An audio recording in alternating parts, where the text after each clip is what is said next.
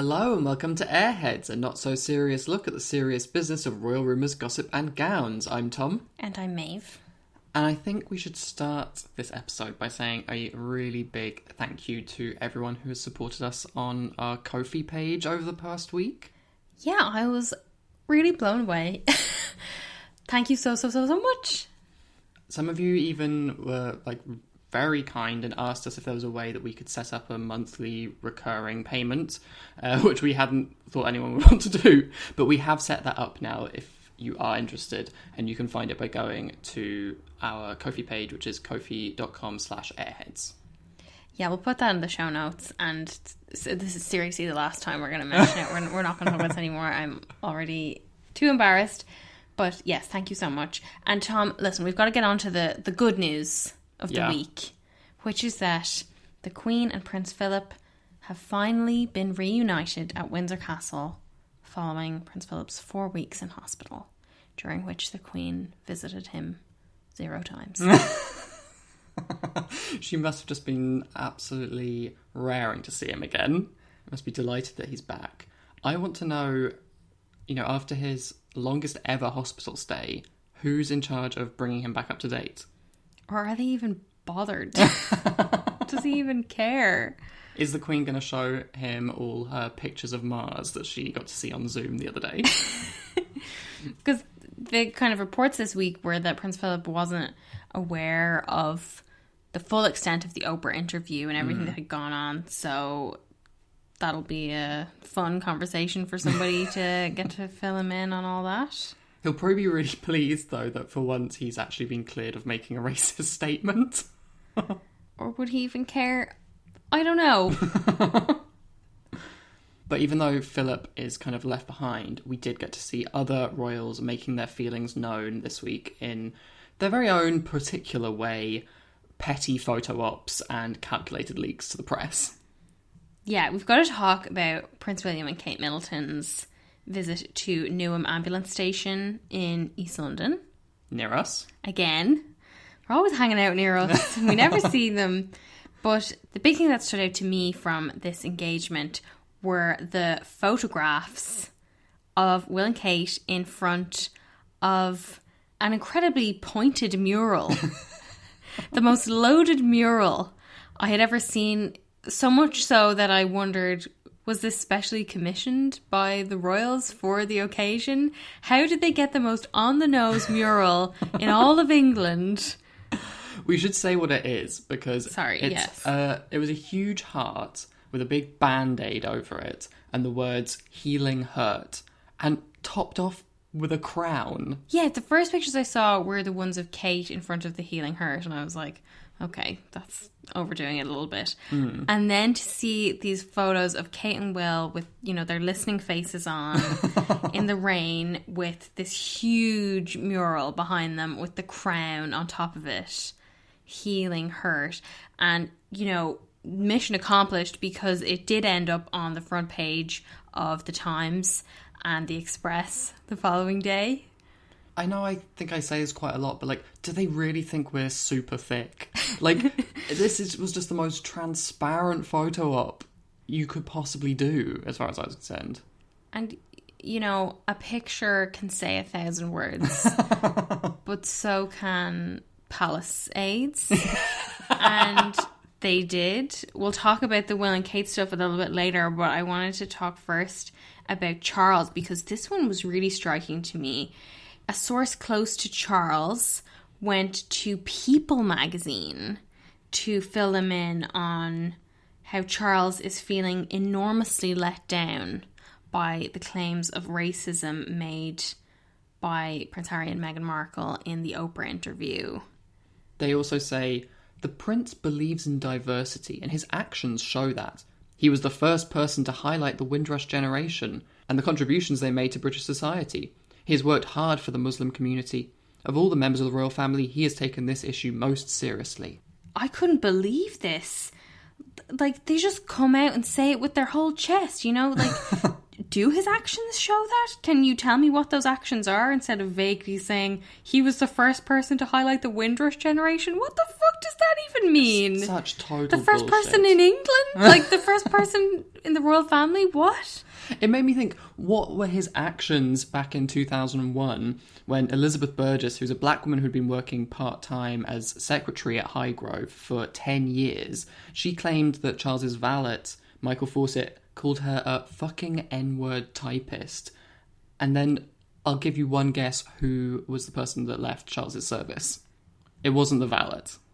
This statement that his actions prove his commitment to anti-racism is total bullshit. I know, and it seems like such a naked attempt to me for the white members of the family to determine what counts as racism and what counts as anti-racism, and completely disregarding the experiences of the one black woman, the one person of colour in the royal family. And like, as well as that, if Charles is so well up on diversity and inclusion, does he not realise that these kind of reactions are just going to undo all of the supposedly hard work he feels he's done for Muslims and various other minority communities in the UK? It definitely makes me think that during the course of all this hard work, he didn't really do much listening or work to understand what he's been talking about. Yeah, it really makes me think he was like, did you not see those pictures of me last week with all those Nigerians in the church? Like, Yeah. But I do think it was only a matter of time before we got some kind of angle like this from Charles's team. Like, he obviously prides himself on being the progressive member of the family, but we come up against the same fucking hurdle that we always do with these people. The issue that Charles is taking the most seriously is people thinking that he's racist, and he's not taking Meghan's experience seriously, or, you know, considering how she was feeling, or whether or not he could have done anything more to help his son's family when they were going through, like, what sounds like hell. Exactly. And that they're suddenly so vocal about how they're anti-racist when they had nearly 3 years to go and chat about that wherever they wanted. And I'm sure Meghan and Harry would have appreciated that a lot more than whatever the fuck they're doing now. Yeah. But the reason this was so striking to me was the fact that it was People magazine, an American magazine, and that the palace or sources close to Charles would leak something to an American publication clearly shows that they are concerned about their reputation in America and what American audiences think about them. Yeah. And that they're no longer satisfied with catering to their British subjects by speaking to British publications. I don't think we've really seen sources close to Charles or Charles's friends leaking in this way before. Yeah, I'd be interested to see if it continues, and very much interested in how Charles takes on the global media. I don't think he's going to be capable of that. But we did also get stuff closer to home in terms of the British press. According to the Daily Express's royal reporter Richard Palmer, a former palace aide has weighed in on Meghan's comments in the Oprah interview, saying it's despicable that she's played the race card. This actually made me feel like truly disgusted. Yeah. When I saw this, I actually didn't think it was true. I just couldn't believe that they would make this kind of argument. It seemed like a step too low, even for them, to come out and say something this explicitly racist. I know. To call Meghan's actions despicable when, like, using the phrase the race card is in itself despicable, and it is a racist phrase. The author Nels Abbey puts it that the term the race card is a blatantly racist term that is used to deflect and denigrate complaints and concerns surrounding anti-black racism specifically. He also describes it as a pejorative used to shame someone into not mentioning the obvious racism that they're being subjected to. And that just seemed to me to be exactly what they're trying to do with Meghan right now. Yeah, 100%. It's disgusting, but I actually wasn't that surprised that somebody who has spent time in the royal household would use this kind of language. You think they'd have more cop on, though, than to go and speak to the press like this? I mean, I guess it was a former palace aide. Yeah. So, you know, you'd hope that the current staff would be a little more clued in. You'd hope, yeah. I mean, this is exactly the kind of thing that should be being collected and taken note of in the family's kind of investigation into racism within the institution, or even, within the family. But I'm sure this is the kind of thing that they don't even consider to be racist. I got a push notification this week from the New York Times that said the Sun had allegedly hired an American private investigator to target Meghan Markle and her father Thomas Markle back in 2016. And I was shocked to see this in the New York Times. Yeah. It was originally in Byline Investigates, though, so we should talk a little bit about their report. This investigator, Daniel Portley-Hanks, as he's called in the New York Times one, although the Byline Investigates one calls him Dano Hanks. But so he's come forward and said that he used illegal methods to get information, like Meghan's mobile number, her social security number, and the social security numbers of members of her family as well. And he described the social security numbers in particular as a key identifier that would enable him and other private investigators to dig deeper into confidential records, potentially opening up all the other private data held on US government and state databases.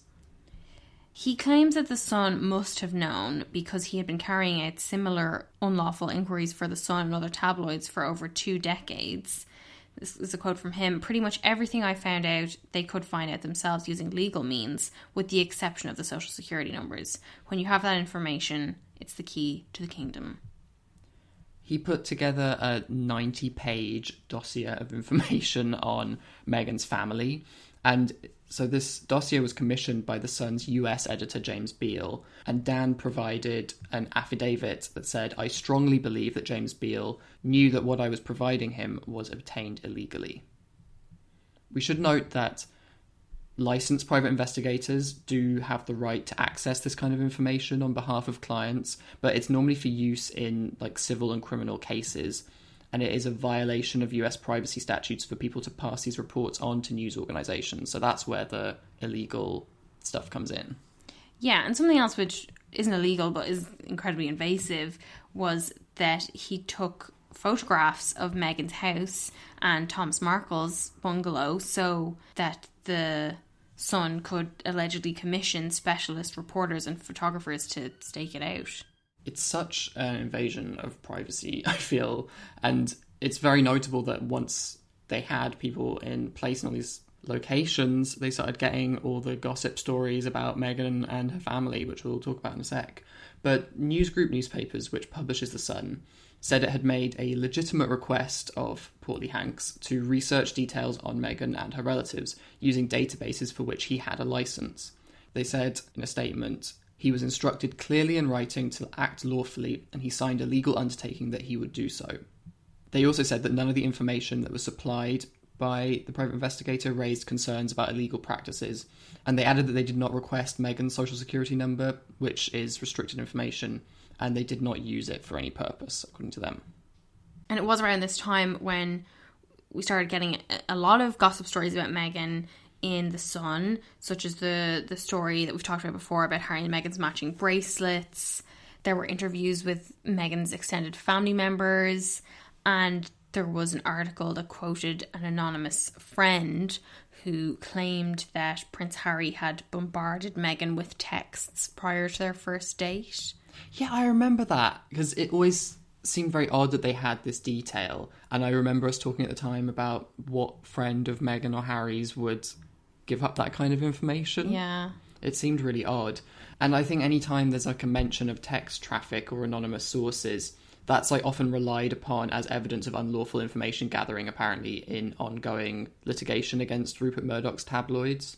The fact that The Sun had Meghan's mobile number also raises questions about whether they had gone on to use it to obtain her phone bills. And Byline Investigates does note that there is no suggestion that any voicemails were intercepted by The Sun, so there's no phone hacking going on here, it would seem. Although another one of Rupert Murdoch's tabloids, News of the World, ultimately closed following a phone hacking scandal back in 2011. Yeah, and I'm sure lots of people will remember back in November 2016 when Prince Harry's office released that statement saying that Meghan had been subject to a wave of abuse and harassment, that nearly every friend, co-worker and loved one in her life had been pursued and in some cases offered money for interviews by members of the British news media. Apparently, though, this private investigator said it was the comments that Harry and Meghan made in the Oprah interview that made him want to speak out and share his remorse about his role in helping to steer the tabloids to Meghan and her family. Yeah, he said, "I just realised what I was doing was wrong. My income was based on other people's tragedy." I really felt like that's just like the royal family. It's actually not funny at all, Tom. No, it's very serious. Abolish the monarchy. But the private investigator did apologise, and he said, "I'm sorry to Meghan Markle and Prince Harry for targeting her family, particularly her dad, on behalf of the son. I never wanted to cause Meghan Markle harm. I wouldn't have done the job if I'd known it would lead to all these problems. I also wanted to take this opportunity to apologise to the Queen, because I realised the harm of what I did for the son has affected the whole family." Apologising to the Queen. So funny. But a spokesman for Harry and Meghan has said, "The Duke and Duchess of Sussex feel that today is an important moment of reflection for the media industry and society at large, as this investigative report shows that the predatory practices of days past are still ongoing, reaping irreversible damage for families and relationships. They are grateful to those working in media who stand for upholding the values of journalism, which are needed now more than ever before." I can just imagine them reading this Byline Investigates report or getting that New York Times push notification and punching the air, just cheering. Being like, "I fucking told you!" Let's move on to our quote of the week.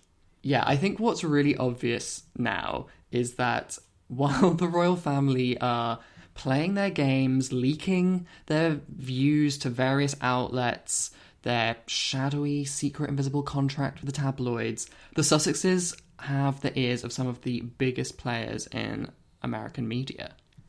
Yeah, so quote of the week this week has got to be Gayle King, who revealed live on CBS This Morning on Tuesday that Prince Harry had been in touch with Charles and Will. She said she called Harry and Meghan to see how they were feeling.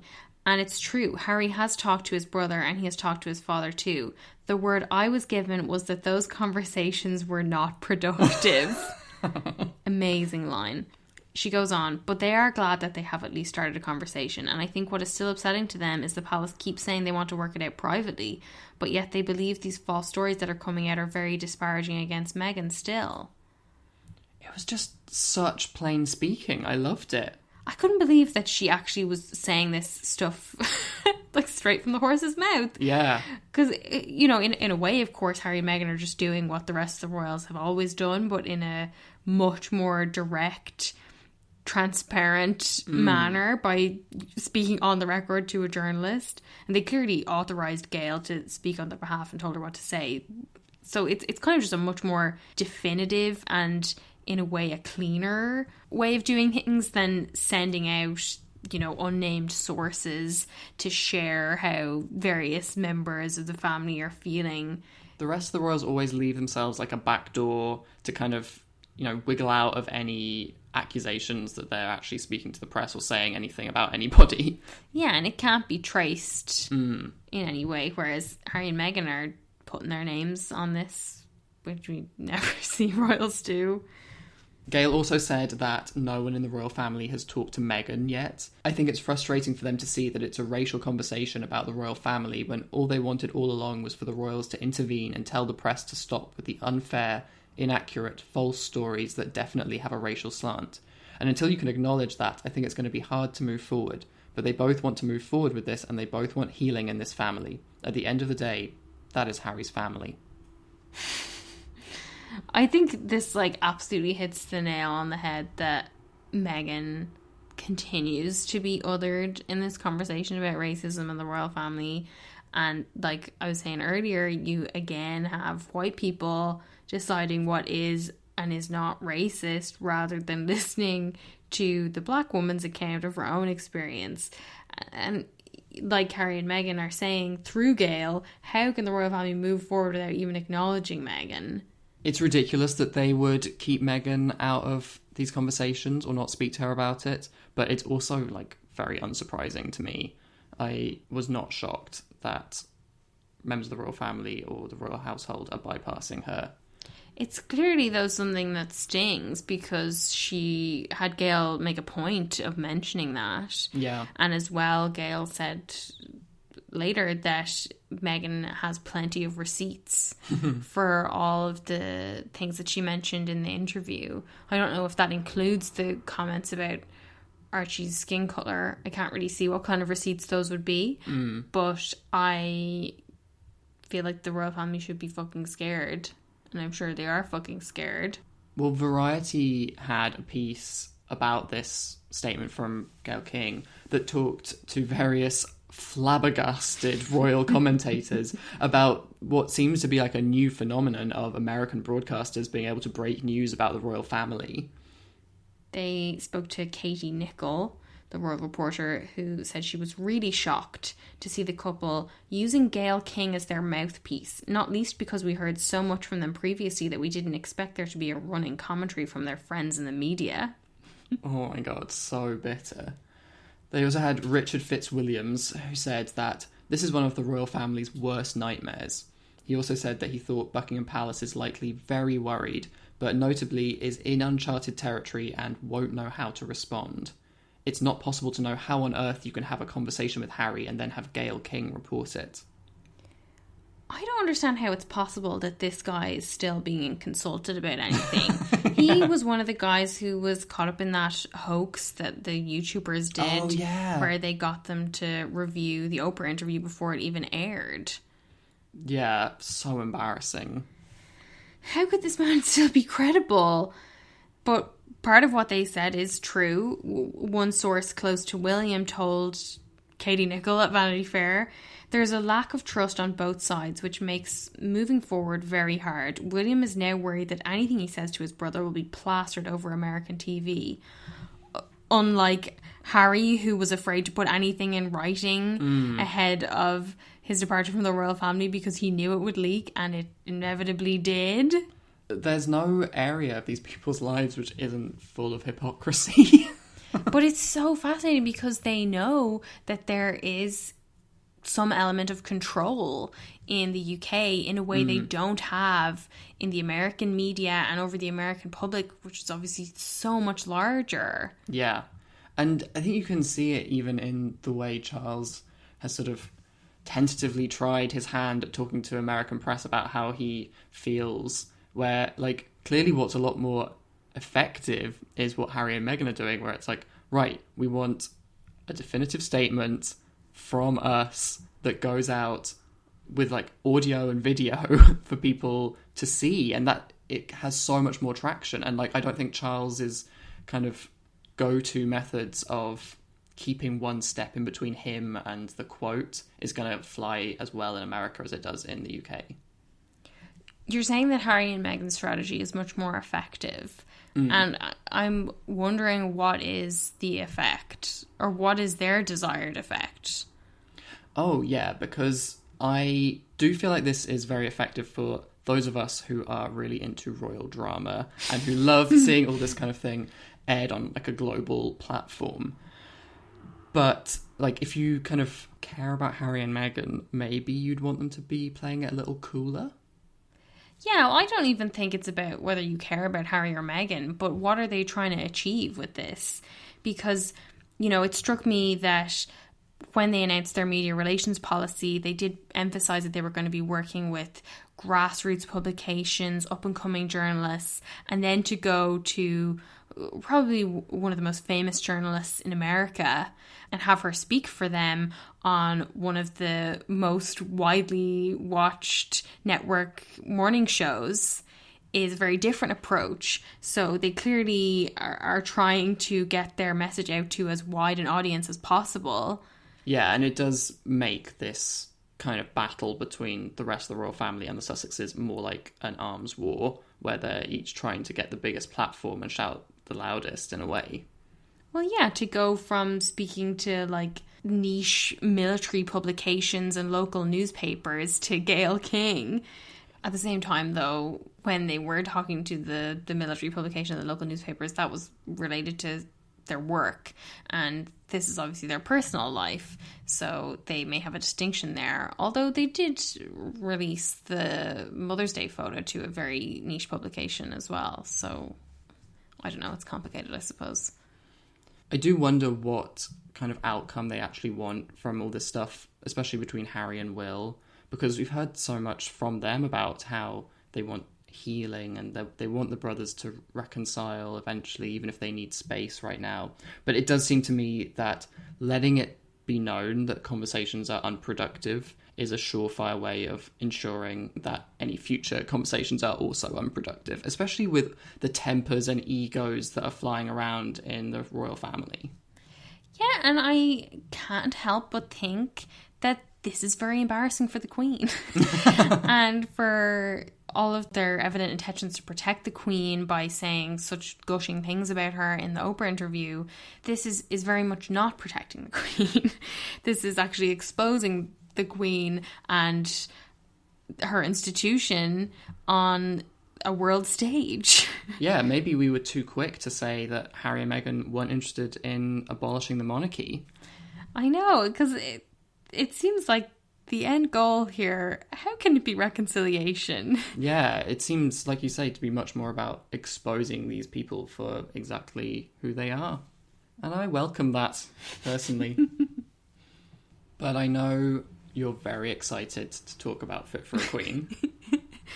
As are you, I'm sure. Oh, yeah. On Wednesday, it was St. Patrick's Day. So Prince William and Kate elected to share their contribution to a video message for the Irish people, which they shared on their Kensington Royal Instagram. And it included a little clip of Will. He said, Beannachtaí na féile Pádraig oraibh, which means a very happy St. Patrick's Day to all of you, which then Kate said in English. And Will had this little zinger. How come you got that easy bit? Hilarious. You put out a really funny tweet to me that said, Will practiced for this little speaking Irish moment by watching Lord of the Rings. It really feels like that. He says it with such a forced sense of occasion. Beannachtaí na féile Pádraig oraibh. I think we can't be totally hard on Will though, because even a lot of people in Ireland find speaking Irish difficult, in part because the British banned the teaching and speaking of Irish in areas of Ireland under English rule. So Will maybe should have considered that before he made such a thoughtless remark. But they kindly paid their respects to me and all of my fellow country folk in their outfit choices. We saw Will in a dark green Polo Ralph Lauren jumper and Kate in a fucking acid green blazer from Zara with shamrock earrings and a matching pendant by a British designer, Daniela Draper, which you may remember we talked about that she wore them on the Ireland tour last year. Did you like this outfit, Tom? Oh my god, this was so going on a bender for Paddy's Day, going over to Dublin from England. It just screamed clueless fucking Brit, being just pretty offensive, really. That fucking shade of green as well. Yeah, very diddly eye. I felt like it called me a paddy. Lime green. This is such a hideous blazer by a Spanish fast fashion brand. So out of Kate's wheelhouse. She'll obviously never fucking wear this again. No. It honestly looks like something drunk Americans wear on the street for Paddy's Day parades. And it's fucking going straight into the costume box. Yeah. And I just think that's a touching tribute to me and my people. It really sums up what they think of you guys, I think.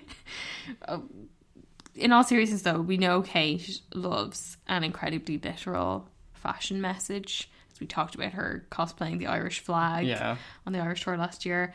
But this is honestly taking the piss. Would it have killed her to get something from an Irish designer? or even wear one of the darker green outfits that she already owns, so it wouldn't be such an eyesore. I get wanting to be cheerful and show your support for Irish people, but I couldn't feel less supported.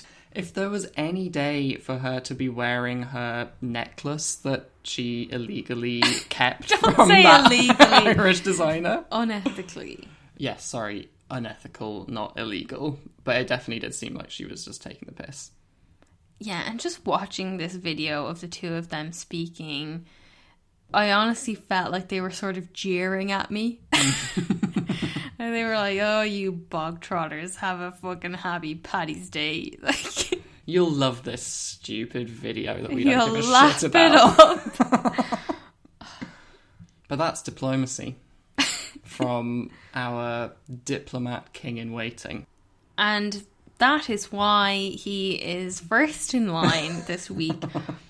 Not for actually really doing anything, but for this image rehab, this image overhaul that has kicked into gear big time. The Sunday Times has a very lengthy magazine profile today in which Will is billed as the other brother on the cover.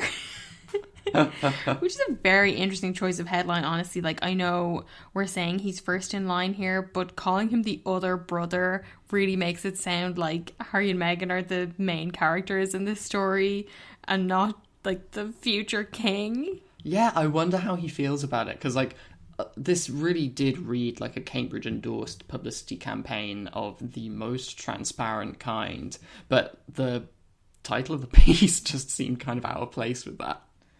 But the purpose of the article seems to be establish Will as variously an incredible diplomat, amazing king in waiting, fantastic dad, a normal middle-class working man, someone who's sensitive but not as sensitive as Harry, and also very, very, very, very funny. Like, really, really funny. Oh my god, there is nothing worse than having to get someone else to point out how funny you are. They have a quote from a friend who says of Will, he's never without wicked humour. His teasing is merciless. Help! Oh my god. Spare me from this merciless teasing. From this merciless Cambridge PR. We learn that while Will is very much his grandmother's grandson in that respect of duty and service, fucking mouthful, he doesn't seem to have that much respect for the way the Queen has been doing her job. Yeah, apparently he feels that, to quote the piece, his grandmother's approach to being head of state is to take more of a passive role. She's above politics and is very much away from it. He doesn't plan to meddle in party politics, but he was not happy about the unenviable position the government put the Queen in with the 2019 proroguing of Parliament, which was later ruled to be unlawful and forced an apology from Boris Johnson to the monarch.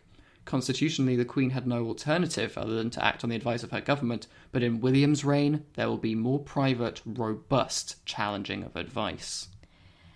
A very interesting language choice there. We've got robust Will compared to passive Queen. Can you imagine if Harry said anything remotely critical of the Queen or the way she does her job?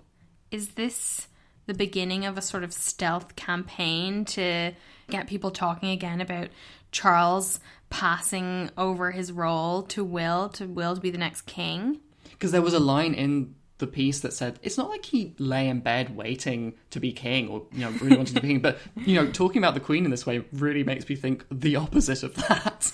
But we talked before a lot about how Harry and Meghan are regularly criticised for doing or saying anything that could be seen as even bordering on political. But there are a few occasions in this profile where Will seems to be being praised for wanting to take a much stronger, more robust stance and doing things differently from royal tradition. Like the Times says, William has always railed against being a ribbon cutter royal, and the issues he champions, mental health, battling racism in football, homelessness, and his ramped up eco-warrior role, are a window into where the future King William V will take the House of Windsor. And they've got a quote from a friend who says, "He's a small C conservative." I think we can say he's a big C conservative. And he values tradition and the need to go around the country, but he realises he can make a difference beyond traditional royal duties. Fucking double standard here is wild to me. The piece also praises him for intervening in issues like China's record on illegal wildlife trade and also relations in the Middle East. And, like, honestly, the whole time I was reading all this stuff about how Will is different and, you know, wants to be more political, all I could think was, oh, so there really was absolutely no reason you couldn't say Black Lives Matter last year. No reason at all. Yeah. The piece also gets into the work-shy Will's criticism. We get pretty much every excuse under the sun for his laziness. Apparently that tag, the work-shy Will's tag, pissed him off, according to a friend who said that during his days as an air ambulance pilot, he was leaving home at 5:30 a.m, getting home after dark and saving lives in between. But people were still being critical of his commitment to his job as a royal. Oh, poor Will. Saving lives! Apparently he was clocking up fewer days of royal work than his nonagenarian grandparents. Pictures of him hitting the ski slopes and clubs of Swiss resort Verbier in March 2017, missing a Commonwealth service that even the Duke of York flew back for, didn't help. Like, 2017 is really not that long ago. This is mortifying. Yeah, if even Prince Andrew is more eager to do work than you are, you're in big trouble. Yeah, Jesus Christ. Will's friends, though, are at pains to emphasise that his time as an air ambulance pilot actually is a reflection of his bravery and relatability and everyman qualities, that he is of the people. Mm-hmm. And a source says there were lots of raised eyebrows in the palace when he wanted to do that. While the Queen and his father backed him, some senior courtiers questioned whether it was becoming of a future king to be doing a middle-class role, hanging out with ordinary people. They thought he wouldn't stick it out, he'd find it boring, or was doing it out of stubbornness to put off royal duties. But he was pretty bloody-minded about it. Bloody-minded, Will. The thing is, though, all the excuses that they give just aren't really good enough. Like, supposedly he put off his royal duties to prioritise his family, to create something for himself, and to learn how to work with a team. The article says that when he did what basically sounds like work experience, shadowing people in MI5 for 3 weeks to learn how they combat terrorism, he insisted on being called Will and lunching in the canteen every day. It's like annoying intern. It's like, everybody call me Will, okay? Will? Just want everyone to know, don't call me Prince William. Don't call me Your Royal Highness. Just call me Will. There were some curious details about his work ethic today, though, from Charlie Mayhew, who's chief executive of the conservation charity Tusk, who praises Will's genuine and huge knowledge. He says of Will, he'll call and WhatsApp to flag up something that I haven't even seen in the conservation space. He can be impatient to get things done, which, this is for me, a clear fucking double standard there to include something like this, as if it's a virtue that Will's impatience is held up as a good thing here, while Meghan's supposed impatience is a sign of her being difficult or even a bully. Clearly, Will takes great care not to send these WhatsApps at 5:30 in the morning. Speaking of Meghan, though, this profile does go into some detail about Will's alleged role in the conflict between the Sussexes and the rest of the family, which apparently goes back to before the Sussexes' wedding, when, according to a source close to William and Harry, William's bridge building skills were deployed when tensions in the Kensington Palace household, then still shared by the brothers, were running high. This fucking quote. Every time there was a drama or a member of staff on the verge of quitting, William would personally try and sort it out.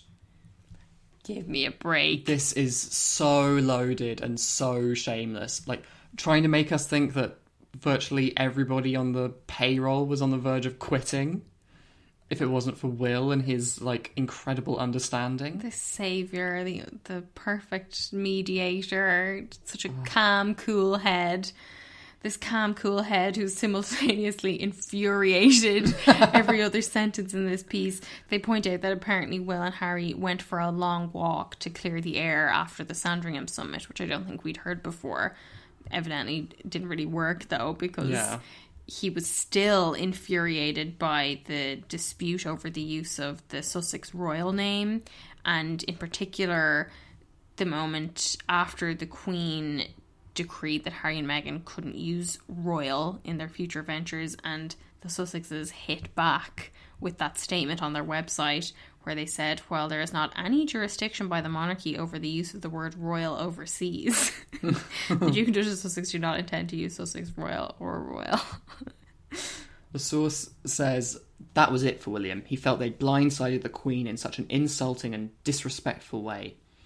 And they also revealed that it was still at the forefront of William's mind at the Commonwealth Day service a year ago, that one where everyone seemed super frosty. Yeah, so they're not even trying to defend his actions. They're just like, yeah, straight up, he was cold as ice. I, if I was Will, wouldn't have wanted this thing about the blindsiding, because I feel like the Sussexes gave a pretty comprehensive breakdown of the fact that they'd had conversations for months about what they were going to do, and that there was no blindsiding. So it makes Will look like he'd been really cut out of the loop. So maybe Will was blindsided. Well, Will insists he was in the loop, that he was reportedly at the heart of all discussions with the Queen and Charles about how to respond to the Oprah interview. And apparently it was Will who was keen that the issue of race should be acknowledged in the Queen's statement as an area of particular concern that will be addressed. Is this trying to say that Will is like a champion for black people because he had made sure that they didn't use the word racism in the statement? Like, oh my god. Oh my god, the mental gymnastics you have to do to try and make Will the good guy in all of these situations is like, it's actually quite impressive, though unconvincing. This profile gives some insight into his family life as well, and his own feelings about sharing more personal moments with the media. A friend says, Catherine's groundedness has been the critical anchor, and where this relationship with the media was once all fury and frustration, he now understands using the power of modern media so the public feel they're getting enough access. I mean, as I said, I feel like I'm honestly getting a little bit too much access to their kids. Yeah. But they talked a little bit about those photos of Prince George and Princess Charlotte at the Aston Villa match in 2019. And the Times reports that while they were not officially staged, William was happy to let the kids be photographed.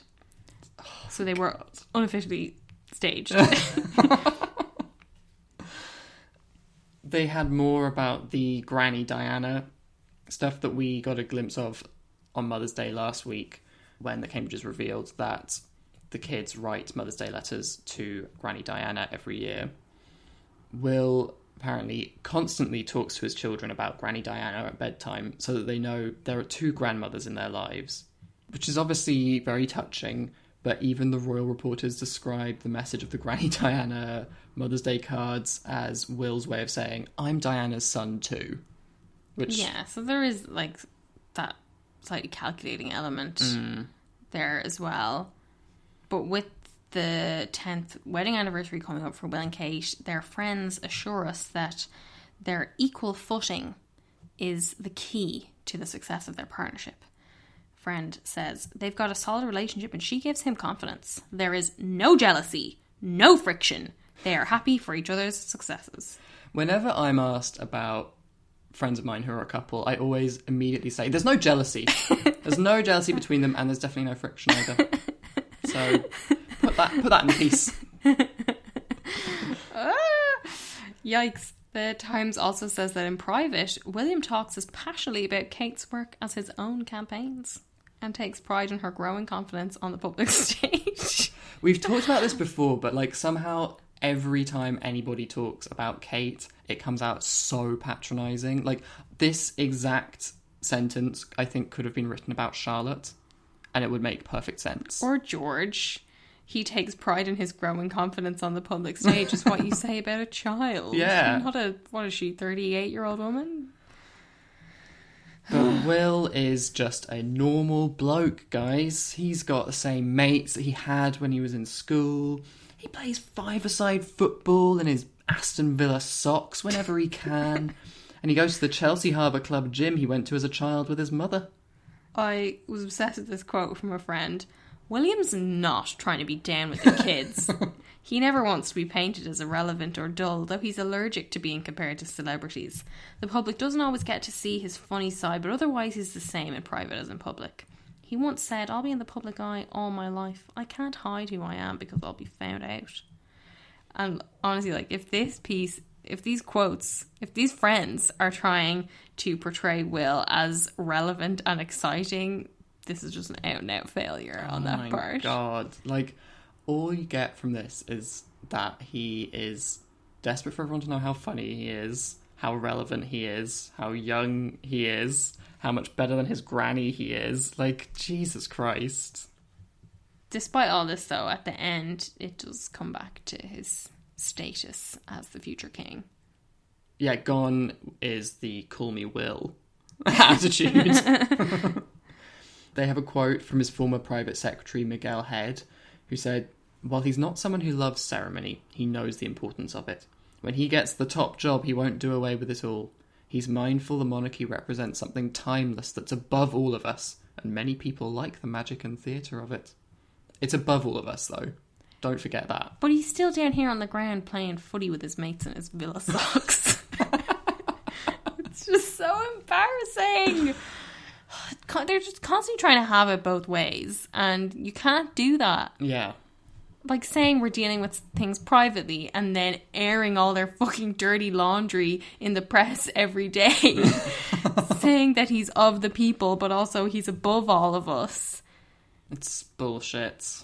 I am simultaneously so impressed by this as a way of relaunching Will and his position as a future king, and also distinctly unimpressed with how blatant of an effort this is by the Cambridges. I know. Yeah, I mean, A++ for effort, but surely somebody on their team must be able to look at this and say, like, guys, I think maybe we're a bit too obvious with this one. Like, it was quite clear what we were trying to do. At the same time, though, I feel like this could be what they need for people to be reminded of the other brother. Yeah. I'm interested to see what is the fallout from this. I don't think it's anywhere near the levels of the Catherine the Great Tatler profile disaster from last year. But I wonder, will this have the desired result? We shall see. Yes, we will be following closely, and we hope you come back and join us next time. Thank you so much for listening, and have a great week. Bye. Bye. Beannachtaí na féile Pádraig oraibh. We're delighted to wish you all a very happy St. Patrick's Day. How come you got that easy bit?